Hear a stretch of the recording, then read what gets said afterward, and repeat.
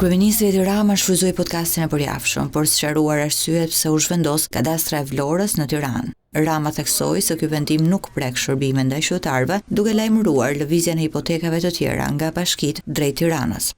E nesërmja e afërt jo e largët e kadastrës është një shërbim si plot shërbimet e tjera, pas portele, por me akses në çdo shërbim si një drejt themelore dhe një drejt që merret përmes celularit, që merret përmes kompjuterit më të afërt dhe që nuk ka asnjë lidhje me vendodhjen e zyrës.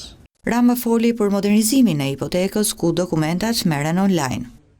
Përmes platformës Albania, ky model mundson që shumica e procedurave kadastrale nuk ka nevojë për paraqitjen fizikisht në një sportel të qytetarit. Kartela pasuria, vërtetime, regjistrime aktesh, kontratash, vlerësime, të gjitha aplikohen dhe ndiqen online nga kudo ku ndodh qytetar, edhe nga Amerika.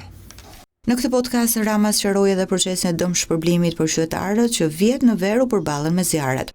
Këtë javë janë shpallur edhe të gjitha dëmshpërblimet për 15 bashkitë e prekura nga zjarret e verës së kaluar për periudhën 15 qershor-15 shtator përmes Agjencisë Kombëtare të Mbrojtjes Civile, që nga Malësia e Madhe, në Krujë, Rogozhin, Peqin, Tepelen, Delvin, Has, Kukës, Dibër. Qeveria ka vendosur një fond prej 345 milion lekësh për të dëmshpërblyer banorët e 15 bashkive, pronat e të cilëve u dëmtuan nga zjarret që përfshin vendin në verën e vitit 2025.